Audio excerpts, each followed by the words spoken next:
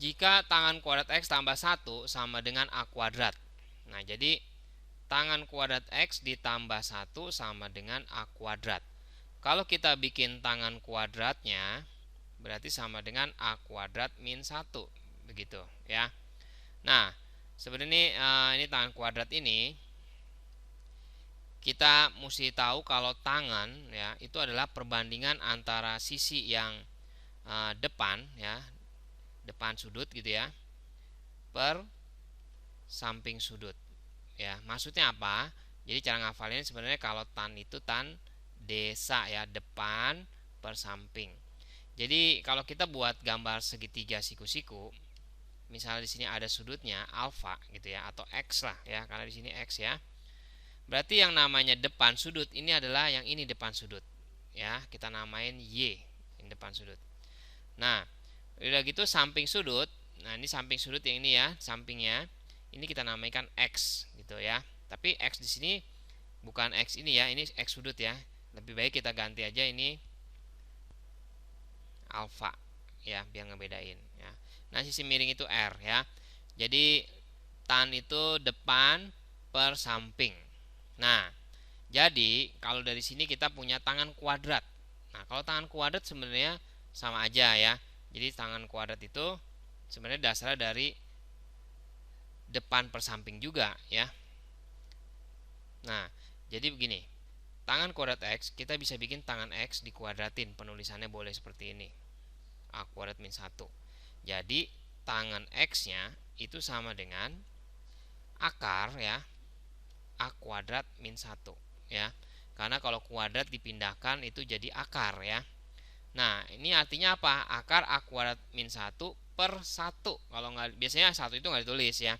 Makanya kita tulis aja biar mempermudah. Nah, balik lagi kalau kita lihat segitiganya, berarti di sini kita punya sudutnya ya. Kita misalkan di sini nih, sudutnya kan tangannya tangan X ya.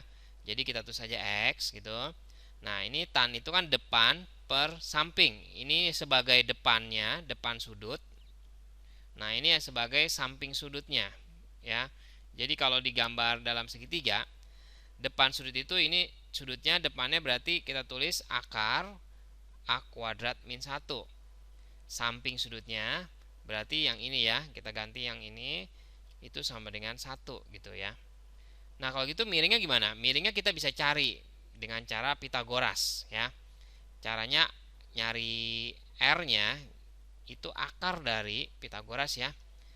Akar dari A kuadrat min 1 kita kuadratkan dikurang ditambah ya, ditambah 1 kuadrat. Ya ingat ya, ini kan siku-siku ya. Jadi Pitagoras ya. Nah, jadi akar A kuadrat min 1 dikuadratin berarti akarnya hilang. Jadi tinggal A kuadrat min 1 ditambah dengan 1 kuadrat itu 1. Jadi sama dengan akar dari A kuadrat itu sama dengan A. Nah, jadi miringnya itu adalah A ya. Nah, berarti kalau kita mencari sin kuadrat X itu sama aja sin X nanti dikuadratkan ya. Nah, sin gimana kalau sin? Sin itu perbandingan antara depan sudut per miring ya, per miring. Jadi cara ngafalnya kita bisa sin demi gitu ya, depan per miring. Yang mana yang depan? Depan itu yang ini nih, depan sudutnya, yang ini nih, depan sudut ya. Akar dari A kuadrat min 1 per miringnya itu yang ini A ya, yang miring tadi A, kita kuadratkan. Nah, akar dikuadratin itu berarti hilang akarnya ya, per A nya dikuadratin berarti A kuadrat. Nah, jadi kita pilih jawabannya yaitu yang E di sini, A kuadrat min 1 per A kuadrat.